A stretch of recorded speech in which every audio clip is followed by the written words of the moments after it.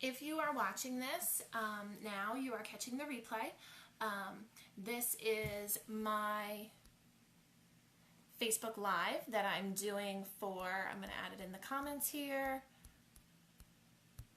Fluency, we're doing Fluency Station setup and getting you started. So if you want to learn how to do a Fluency Station, I'm going to talk about the setup and show you some of the items that I like to use in my Fluency Station. Give me a second here. I've got two devices going because I'm trying to make sure that if I need to answer a comment or anything for you guys, I have it here on my laptop. So I can see all your comments on the phone, but I'm going to make sure that I can see the comments here on my computer. Because if I need to respond real quick and type something in, I wanted it ready to go. So the only thing, and maybe you guys can help me with this, we'll do a trade. I'll teach you about Fluency Stations if you can help me with how to flip the camera. Because you see my days of the week there? They're all backwards. And I know there's a way to flip it. Maybe I can't do it on my phone. Maybe I can only do it on my computer. But for right now, I just can't seem to figure out how to do that. Just give me a second. I'm going to wait like another minute or two. I see quite a few people are coming in. We're going to be talking about Fluency Station setup. So glad you guys are here. Thank you for joining on the live. I don't know about anybody else, but it's pretty rainy where I am right now. So if you can hear it, it's like downpouring. That's fun.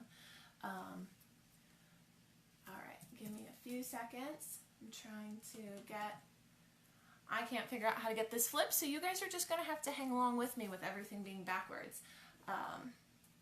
So, if anybody happens to know, feel free to tell me and I can change it.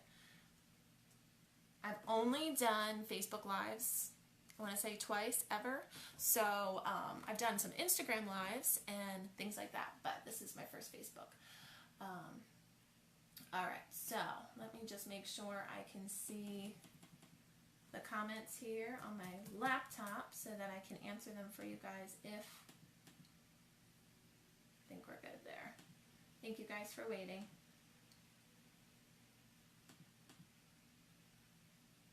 Alright, so alright guys, my name is Jen and I blog at Teach Love Autism. You can also find me on Instagram there. You can find me on Facebook here through that. And I am taking over We Teach Sped today, and we are going to talk about Fluency Station setup. So the first thing I wanted to go over with you guys is what fluency is. Now I'm sure a lot of you, if you are teachers, you're familiar with fluency dealing with reading. So if a student is fluent in reading, they read with a good pace, they have a good tone of voice, they have, you know, good spacing in between their words, they use proper pauses at different pieces of punctuation, things like that, and that would be reading fluency. You can certainly work on reading fluency at this station, but I have some other skills that you can work on because there are many things that we need to be fluent in, not just being able to read. So kind of what I like to do with my station is come up with as many skills as I can that a student needs to work on, and I like to work on them having fluency with it. And fluency means accuracy plus speed. Now there's some things that we don't need to like rush through, so the speed part isn't necessarily like sloppiness, if that makes sense. So the speed just means you can do it at a steady pace, just like you would if you were working on reading fluency. So what I wanted to show you guys is the materials that I use, let you get an idea of maybe some storage options for you. I know we all love storage and baskets and bins and all those fun things. So I'm going to show you some of those things as well. And then at the end here, I'm going to talk a little bit about taking data. And I'm going to show you guys the freebie that if you go to my blog, you can get that will help you starting up some of your Fluency Station. So, and I'm going to give you a little demo of that freebie here at the end. So if you have any questions about Fluency Stations as we're going, I will try to address them. Just put them in the comments for me, and I'm going to get started showing you some of the materials that I have. So one thing I want to preface first is to say to you guys that something you can do is you can have a para run this station. You could run this if you want to. Maybe it's something you do at the beginning of every work session with a student and do it just for a couple skills that you know the student needs to work on. The way we decide what skills students need to work on at the Fluency Station for me is, one, I look at an IEP. I look for different skill sets that they need to work on if it's an IEP goal. If it's something like this student will master addition facts with 80% accuracy, blah, blah, blah, blah. You guys know the deal with all those. Then I go, great, we can work on that in the Fluency Station. If a student needs to work on, for like a functional skill, they need to be able to identify community signs. Great, we could throw those on some flashcards or have some kind of visual. The student can work on identifying the community signs. So there's lots of ways. You're going to see some of the cards that I have here in my gold box, and I'm going to show you guys some of the things that you could work on at your Fluency Station. I have trained a para to do this station in my classroom for the last 5 years, and this para, and actually this was her first year doing the station. She's been in my room for 5 years, sorry, and I've had 3 or 4 other paras come in and out. You know how sometimes that happens when you get new staff, and every single year it hasn't mattered which person has run this station in my room, because it's very structured. They've been able to do the job very well. And that's why it's something that I really have not, it's maybe the one thing I have really not changed in my room, because it has worked that well. So what I do at my Fluency Station and what I have my para do is we pick out those skills. We look at IEPs. Sometimes I will look at the VB map or the ABLES. Those are some assessments that we do on our students. If you have assessments that you do, even if it's basic skills type assessment where you work on letters, numbers, colors, math facts, things like that, you can certainly use all that information to decide what you might work on at the Fluency Station with each student. So materials that you use. Once you've decided the skills you want to work on, for me, the easiest way I have found, at first I want to say they were like the iris, or they were like work task boxes. So like the shoe clear containers, and every kid had their name on it, and all the cards were in there. And all of a sudden, this magical world of these iris photo boxes that I'm sure everybody knows. These are the clear set. Actually just got these the other day at Michael's for that good discount price. And I found that this was a really good way to store it. In my classroom, I do color coding, so I don't have access to my classroom right now. They're still cleaning it. But what I do is I actually take, you can see how you get 2 rows of the cases in here, and what I actually do is I have so many of these sets, and there's a rainbow set if you're not aware of these cases yet, and they actually have like pink, orange, yellow, green, blue, purple, and I think there's actually a teal in there too. So there's about 8 different colors. So what I actually do is I switch them all around. So I have multiple sets of these. I switch the colors all around, and so that this whole entire row is all maybe pink if my student's color is red. There is no red boxes, which I don't know why there's not red, but there isn't. So if my student's color is yellow, then all these in this row are yellow. And I actually would even have a label with their name on it for my para, and then these sit on a shelf behind her workstation. So all she has to do is turn around, pull the right tub that has the name of the student and their color boxes on it, and everything's in here ready to go. And then there'd actually be, since there's 2 rows, a second student would be on this side. And my para got really smart about it, and she actually made sure that like if she had kids back to back, she had the same bin out, so that she never had to put it away, and she could just pull it right back. She would have it sitting right there and wouldn't need to pull another one out. So I use these iris photo boxes, and in each one of these sets, I'm going to open them up in just a minute here, each one of these you are going to see a different card set. So what I do is I have all the skills that I want them to work on in these sets right here. Okay, so everything you talked about, you wanted to work on in their IEP, everything in those basic assessments that you do, these are for each one, those different skills.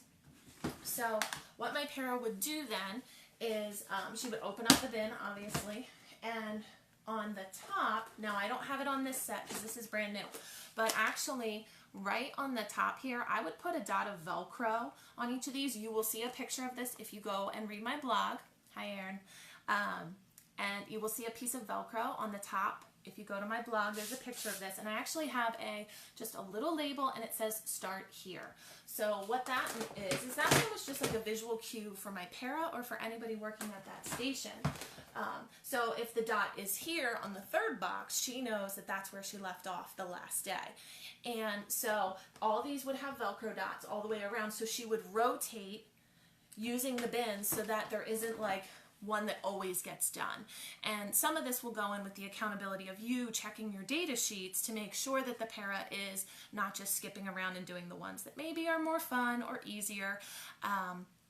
And that's just a way to help my para remember which boxes. So if she only got 3 done on Monday, then she knows on Tuesday it says start here. She's going to start with the next one. At Michael's, these were, I don't know if they still are, they were on sale for $10.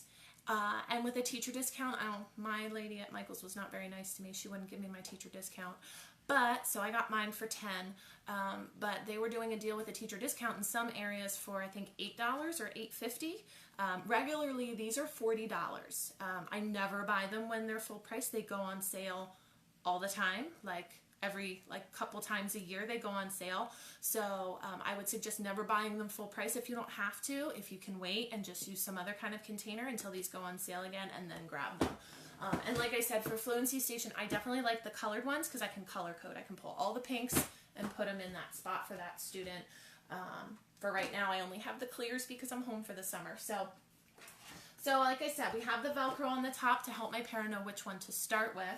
And literally, if this was the one that had that start sticker, she'd pull it out. And you can see through the case, these are numbers. So she would pull it out. And I have it attached to the ring. You don't have to. I get materials for my Fluency Station. I have some that I've created, but there are a lot of great sellers. If you go to my blog, you'll be able to see the list of the sellers that have materials that either I'm going to be showing you today or that I just know have really good resources for using in this kind of station. You're also going to see some dollar store ones. So dollar store flashcards are really awesome. And the other thing I wanted to preface is that you don't have to only do flashcards at your Fluency Station. I will show you when we go over the data sheet that I've worked with students on speech and language skills such as receptive language, expressive language. I've worked on motor imitation. So if I touch my head, they have to touch their head. If I touch my nose, they have to touch their nose. These would be some skills you would see in the VB map or in the ABLES. I'd also, clapping, and they'd have to imitate it. So it does not only have to be flashcard materials that you work on. In my blog, I referenced a kiddo that was learning to button his pants. So we actually went to our Lost and Found and cut all the waistbands out of a pair of pants that needed the button to be buttoned, and we had those in a bin. And every time it was his turn at the Fluency Station, he pulled out those bands for the pants, and he worked on buttoning those as quickly as he could. So, like I said, we've got our bins here, and I have my cards that I'm using with this student. So literally, I would be, as the adult, I would be showing them the cards, expecting them to tell me or identify what it is. Your kids with AAC devices can do this as well. I have done this with almost every single student in my room, no matter what their abilities are, just making sure it's on their level and it's meeting their needs. So a student with a device could go on their device and tell me 3. And then I would flip and they'd go to the next one. Now, these are in order. That's something you want to be careful of. These are cards that I use for my 2-year-old daughter. So she's still very much working on her numbers and does need that repetition of the counting to learn them right now. But eventually you would want to mix these up so it's not so predictable for your students because we all know how well they can memorize things. So I would go through the card set, and the other thing I meant to preface is when you're going through these, the whole fluency aspect of it is that you want to do it with accuracy plus speed. So we actually do have a timer out, and I use just a regular timer from the Dollar Tree. You know, one of those simple ones that you can set it for a minute or a half a minute is usually the timings that I use. And we see how many can they get right. And, you know, you get pretty quick. Now, I'm going to say that you're going to have to figure out if the rings work for you in that setting. Sometimes I just like to have them loose so I can flip them. It's easier. I'm holding them up right now. It's actually easier if you have them kind of like slanted on the table, and you can then flip them over that way onto the table. It also helps because if you can flip them without the binder ring, you can do correct and incorrect and actually make two different piles on the table, and this is going to help you make your data collection time much faster. So actually I would not recommend the rings on here. I would actually recommend the cards be loose so that you can make those two piles, unless you're going to sit there with one of those clickers to count your rights and your not rights, or your corrects and incorrects, if you're going to use the binder rings. So identifying numbers would be a skill that you could certainly work on if you had a student. I'm just going to pull a few of these. I don't want to bore you guys unless you really want to see all of them. So vocabulary, bathroom words. This is just different items. So soap, comb, shower. Make sure you guys can see these. Bath towels. So if you have a student that has the functional needs of working on some basic vocabulary, you could do these cards. Could use these again with a student that has an AAC device. There is no reason why you can't have a board on their AAC device that is all these options, and they would have to tell you. Or if they need errorless, create a page that has toilet paper on it so that they start to get the idea of what that is, and they probably would have a one-on-one if they had those needs. And if they had those kind of needs, that para that's working with them one-on-one could help the other para by helping them to quickly go into the pages they needed on their AAC device. Now, I am going to say with the AAC device, somebody said, do you feel like the timer causes stress? And here's my answer, yes and no. I would say my students with my AAC devices, I do not time. We just go for accuracy. My students that, I have students that love the timers. I have students that are like gung-ho about it. They think it's the best thing ever. They think that it's fun to race. And then I do have students that get the anxiety. So here's my thing. You know your students best, and I also say this in my blog. You know your students best. If they can't handle the timer, just go for the accuracy rate. How many out of how many? So if you have 20 cards, they get 18 right, you know your accuracy percentage is 90. And you can just go with that number. You don't have to do the speed part. Maybe you just do the accuracy. So you can kind of change this station up to fit the needs of the students, however you need to do. The cards I'm showing you right now, I did not make. They are from different TPT stores on Teachers Pay Teachers, and I have actually linked a lot of them. If you go to my blog, Teach Love Autism, you can go onto the blog that I wrote all about this, and you will see some different stores that I have listed that have some great cards that you can get. I have some in mind, but there are tons of great sped sellers that have all these cards. A lot of times they have them. If you search under discrete trial trainings, you're going to see, or discrete trial, you're going to find a lot of the cards that you would want for something like this. So yes, it could be a motivator. So the timer, I've had students that love that racing aspect, and then I have students that freak out the minute you pull the timer out. So just don't use it and go for an accuracy rate is my best suggestion. Like I said, I almost haven't had a student in my room that I haven't been able to do this with. So just going to show you guys some more. This is Phonics Sounds. So these are flashcards. I think they're from the Dollar Tree, like 5-10 years ago. I don't know. I think I got them when I was still in teaching regular ed. And the student could tell you the sounds that the letters make. I have some more of those ones like the bathroom. I have community words. I have food words. Another skill I really like to work on students with is time. I will show them the face of a clock. I've done it with analog and digital clocks. I've even done it with it written in like different fonts. You could even do it, I'm sorry, it's backwards. Haven't been able to figure out how to turn it around yet, guys. But you can even do, just have this say 4 o'clock, and they have to tell you that that's 4 o'clock, or even the words here, 4 o'clock. You could make literally 3 different sets of time cards out of those 3 different options. And in a little bit here, I'm going to give you guys another idea for how to work with your students that are nonverbal, and especially for those of you that maybe have those students that aren't using devices yet. So don't let me forget, I will show you that as well. Another skill that I've done with students, any of you use touch math, I took the touch math cards, I put them in there, and because I wanted the student to be able to learn how to touch, we actually modeled with them touching the points. And that was the fluency for them. So they got that repetition practice of touching the touch points. I've also had students where we just show them this and we want them to recognize that that's the touch point 6. They don't say touch point 6, they would just say 6.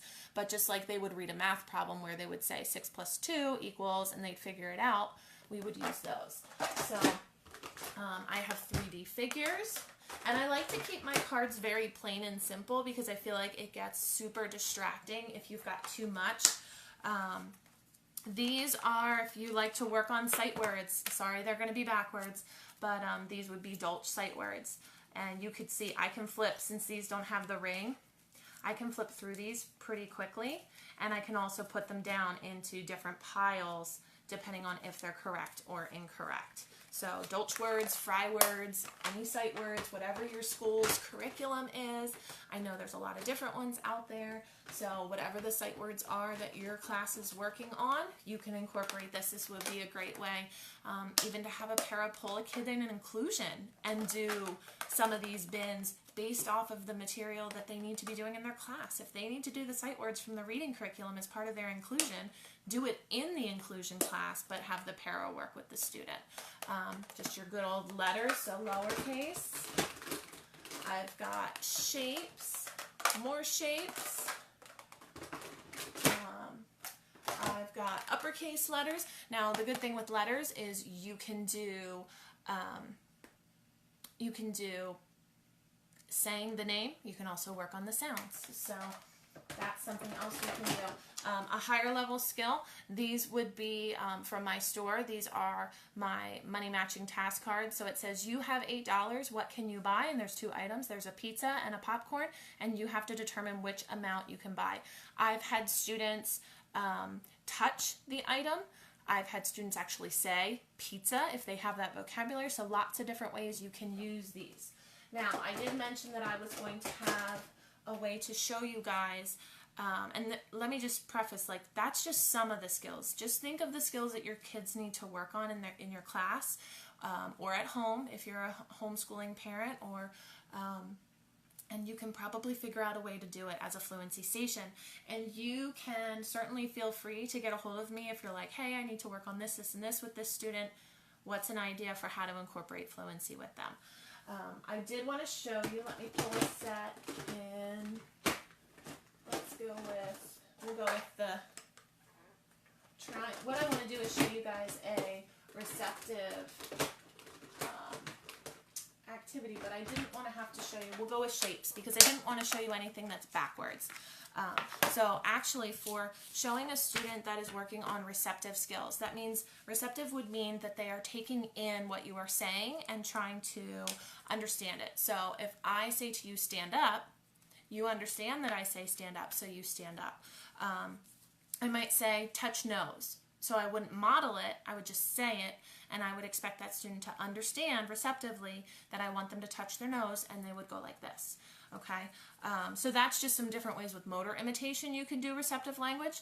You can also do it with the cards. So what you might do is you might have a field of 2. That means 2 cards, and you might hold them both up and you want them to touch yellow. So you would say to the student, touch yellow, and you'd give them no other prompt but that, and you'd want them to touch the yellow. Now if they touch the white, obviously they got it wrong, and you could move on and make sure you keep track of that in your data that they got that wrong. I would stick the yellow in the wrong pile, not the white, because they got yellow wrong when you ask them to touch it.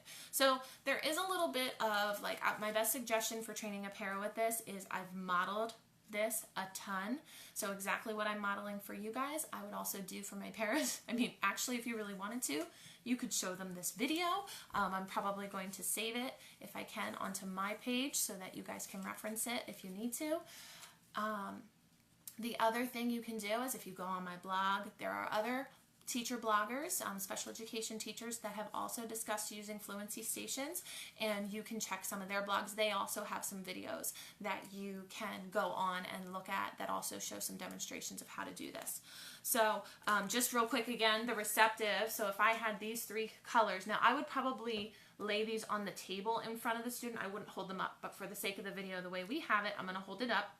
And if I said touch brown, obviously I'd want them to go and touch brown. But if they touch a different one, I'd count that as wrong.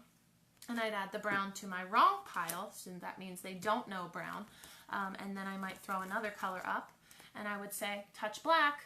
They touch black, they got it right. I'm going to add this to my correct pile on my table. And then I would just continue going. So that's a way to work with your kids that are nonverbal. I know a lot of times we're sitting there going, what can I do with this kid?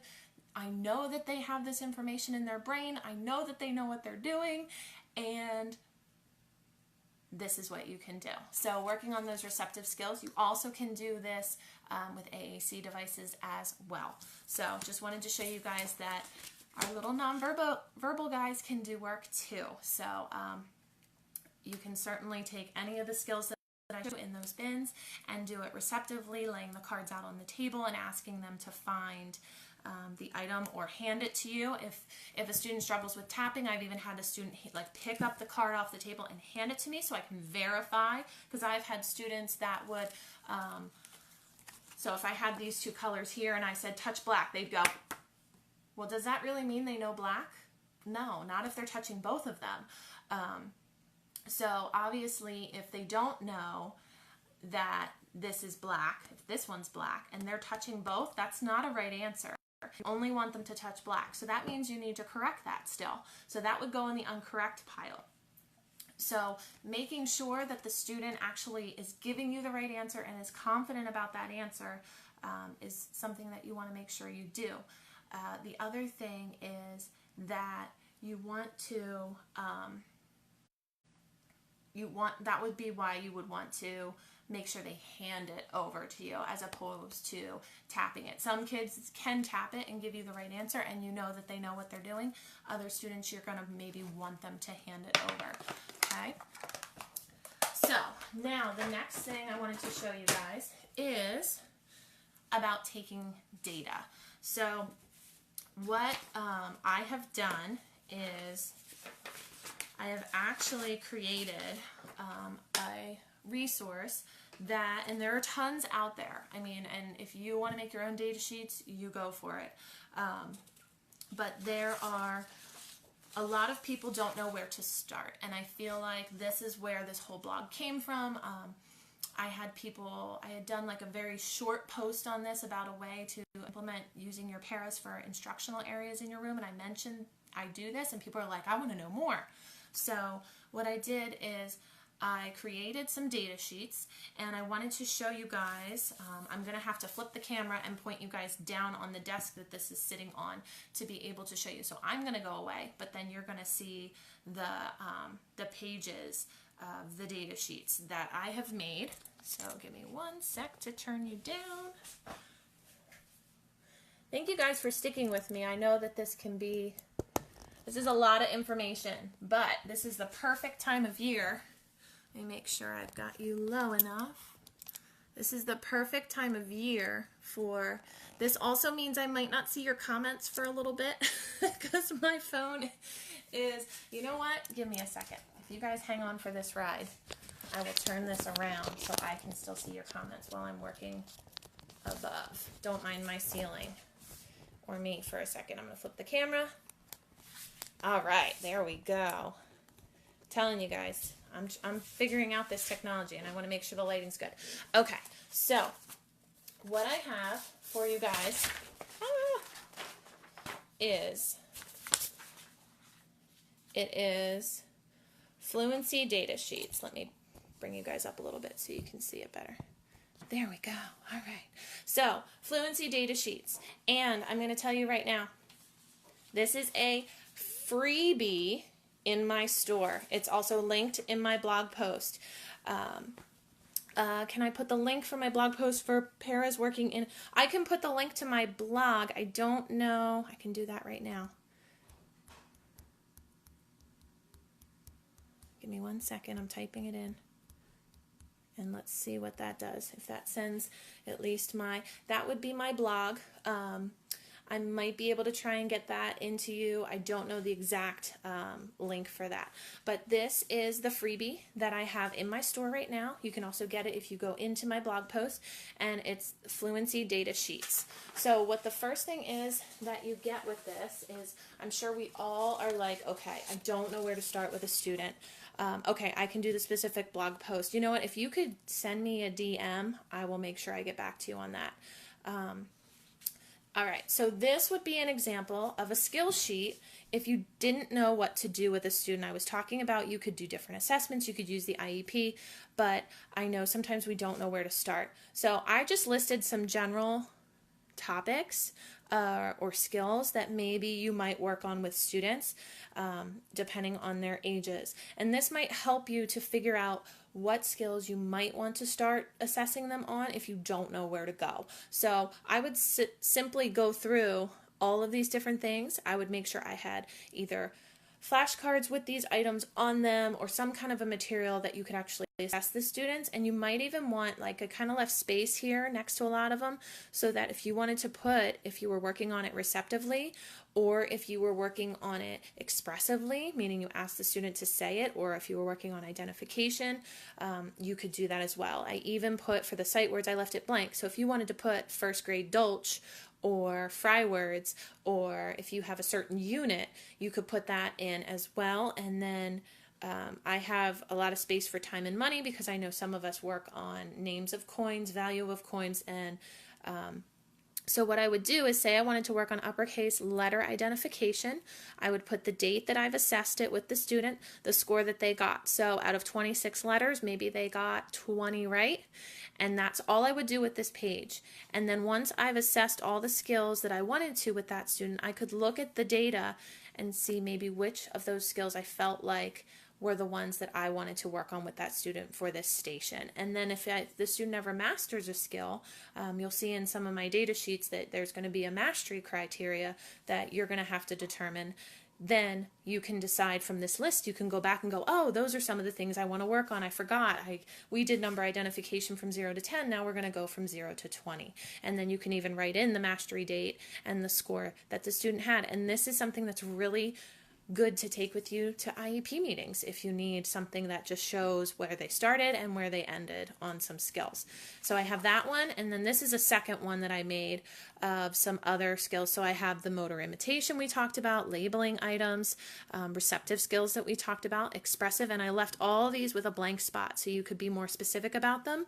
WH questions, so I thought if you wanted to do who, what, where, when, why, and then I have some of your like math facts in here. And then I left a couple blank spots, so that's in the freebie that you guys can get. I also have one that is completely blank. So if you have things that just you want to work on and you don't want to use any of the ideas I gave you, you can put everything you want on here and just go to town. All right, so once you've figured out the skills that you want to use, you would want to use this data sheet. Now what I do is I take a binder and I have a tab for each student. I use my color coding like I told you about earlier, and I have the tabs color coded for each student, and students have multiples of these sheets. So let me just pull. So say I'm working on numbers, right? Okay, this is the case I'm working on. Then I would actually, and I'm going to turn this so I can write on it and you guys can see me doing it. Okay, so say the student's name is Joe and it's the 18-19 school year. The type of skill is going to be number. We're going to do identification. So can they just tell me the number, okay, and the mastery criteria. Now, this is going to be different for every student depending on, just like your IEP goals would be. But for this student, let's say we wanted them to get 80% mastery, okay? You can do percentages. Some people like to do just 8 out of 10. I always like to keep it to a round number if I can. And then what you do is every day that the para pulls out this set, they're going to use this sheet. So this might not get used every day because we talked about that rotation, how there might not get through, every set every day.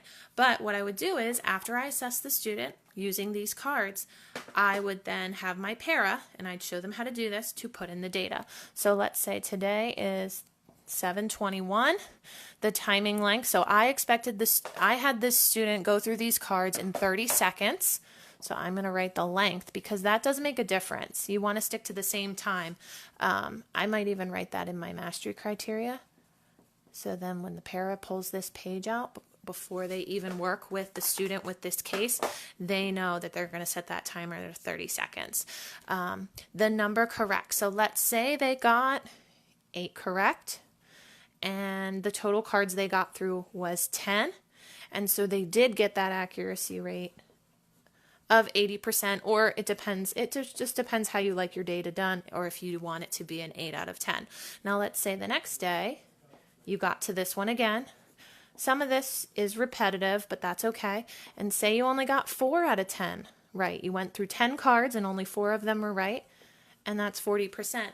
Now, over time, every time they go through these cards, you're going to see your scores all right here, and it's a really nice picture of where the student's at on this skill. Usually what I do is if they go through and they hit mastery 3 days in a row at the mastery that I set over here, then I think to myself, okay, this is the time where we probably want to start looking at a new skill. We put this sheet away in the back of the binder, and we get out something new and we work on a new skill. Now, I wanted to also show you, I have in this freebie for you guys, I also have what I call a self-graphing sheet. This is actually for 2 different sets, so you could cut this in half if you wanted to, or you could just keep these 2 to a page. And there's 2 different ways I suggest that you can use these.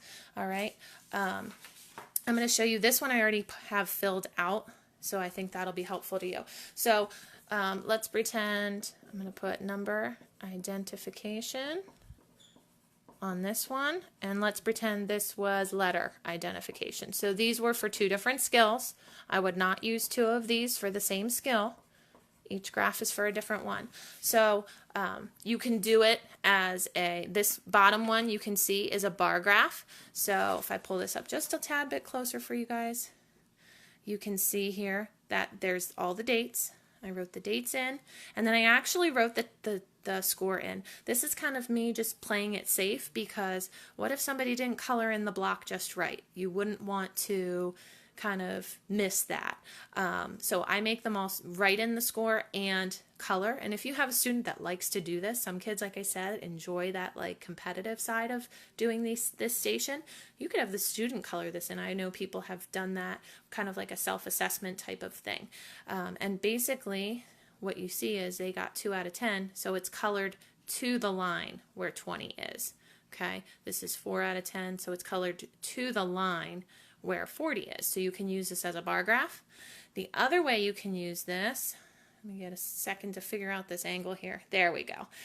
So for this one, for the letter identification, instead of coloring it in, all I had, and this would be easier for a para to do because we all know how quickly you need to be able to work when you're working with our students, they just stuck a dot at each of the score points. So I'm going to put this down on the table a sec. I hope you guys can still see. But what you can do is I'm going to put a few more score points in here. So 9, 10, let's say they got a 7 out of 10. On 9, 12, they got an 8 out of 10. Let's say on 9, 15, they got, let's say they got a 10 out of 10. Okay, they got it mastered that time. So then what I'm going to do is each time I would have put those scores in, then I'm going to make sure that I correspond and put a dot. So this was 7 out of 10, so this is right on the spot where the 7 is. So if I go across the line there, then they got an 8 out of 10, I go up to the 8, I put a dot, and then this last one is a 10. And then what I can do with this, which I love this part, is once you get it all filled up, or as you go, it's up to you what you're comfortable with, you can connect the dots. And you can show a rate of progress. And I feel like visually for me, this is just like, I actually like that better than the coloring it in. I feel like visually you can see so much better the growth that's being made by the student. So those are the things that you can get inside this freebie. You can go to my blog, Teach Love Autism, and get this freebie. You can also go to my Teachers Pay Teachers store, Teach Love Autism, and this is under my category freebie. And I'm going to flip you guys back around. Give me 1 second. Flip my camera around. All right, so I guess at this point, I pretty much feel like I've gone through everything I wanted to talk with you guys about in terms of running the fluency stations in my classroom, the way I collect data, kind of the materials that I need when I use them. I feel like I've answered questions, but if you guys have any questions now, I would love to answer them. If not, feel free to send me a message via Facebook or Instagram. If you have any questions, let me know how this is working for you guys in your classroom. There is definitely more information on my blog, and I am probably going to be doing a second blog post in relation to this on things such as, give me a second, I have notes here on what I need to do. I'm actually going to walk you through a trial. So talking exactly how to present the information, what answers are acceptable and what are not, knowing when it's time to move on. We talked a little bit about that with the data sheets, but knowing when it's time to move on from a skill, and then how to help your paras learn to do this themselves. And then I'm hoping to be able to do another Facebook Live with you guys if you liked this, and maybe even show you a session. I have a 6-year-old daughter and a she's 3 now, and I might be able to do a little demo with them, or if I can find somebody else that can be my guinea pig and do a mini session here and let you guys see what it looks like when you make an error, talk about the error correction procedure that I use when a student makes a mistake, and how we prompt that whole scenario. So, but for now, this was just to help you guys understand how the station works, how the materials are organized, how you might want to organize them so that you can get this started, because this is the time of year. If you're going to try something new, this is the time of the year that you should be trying new things, getting the materials ready. You know your students, you know your incoming caseload. You can look through their IEPs, maybe pull some things. I'm sure we all have flashcard sets somewhere in our classrooms, and if we don't, Dollar Tree, the Dollar Spot at Target, they are all some great places to find them. I've even found some in Goodwill as people have turned them in because they don't want them for their own kids. I'm getting, oh, that's not good. All right, hold on. Well, while you guys are on here, let me see. It should have gone live. Oh, give me a second.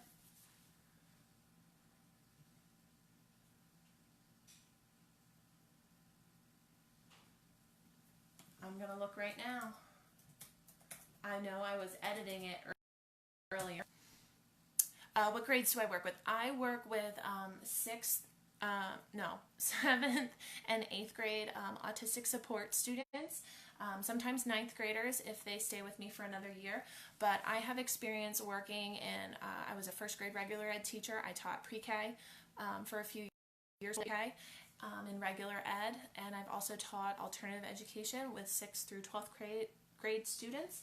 All right, so let me check and see if it's live yet, and if it's not, give me a second, guys. I'm going to take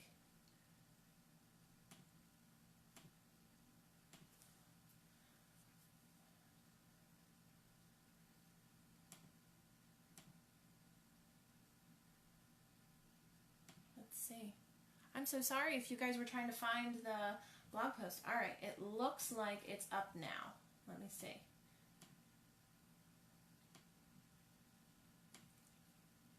I have my laptop sitting here so that if I couldn't get to your questions, there it is. All right, so I'm going to show you guys. Here it is. Here's my blog. It's backwards, Teach Love Autism, but the the fluency. Let's see, can I turn this a little bit so you can see? I would have to, I don't like doing screen to screen. That usually doesn't come out too well, but you can see it there. I've got lots of links for you. I've got pictures.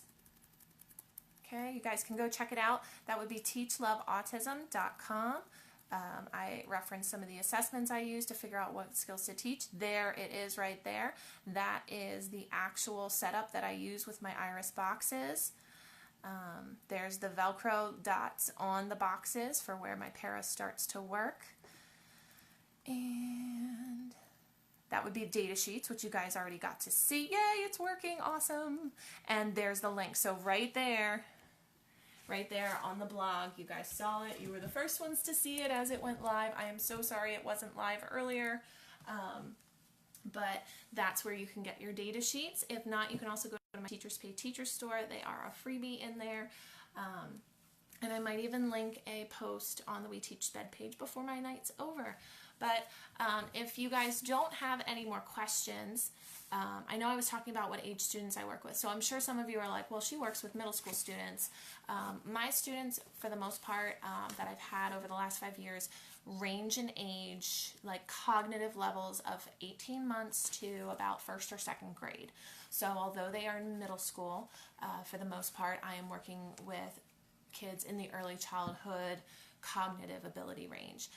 So I have done these stations with some of the students that people would say it could not be done, with a lot of behavior modification, modeling, things like that. We've been able to make this station work. Also, don't ever forget, this is a little tip for you. So like you're doing all these bins, right? And this would be more of a behavior tip than an actual fluency station tip. But I'm doing all these bins, right? Every time a bin comes out, you might have a student that just freaks out because you're going to pull out more work. Mix in with your schedule of reinforcement, or those reinforcers that your students like.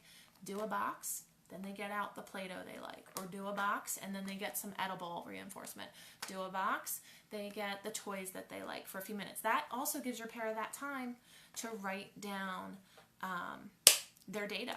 So if they're busy playing with a few fidget toys that they like, so they stay at the table while your para gets the data down, that's perfect, because then they don't have to worry about rushing through it or forgetting to write the data down, because they know if they don't keep moving that they're going to lose the student. So that's just a little like fluency behavior tip, but I will probably reference that when we talk about how to run a station in my next blog post. So I want to thank you guys so much. I'm going to end this live because it's been going for a while, but I appreciate you guys coming in. I appreciate you learning about a fluency station. Keep me updated. Let me know how it's going if you need any help, and don't forget to grab that freebie. So have a great night, guys, and thank you for coming by.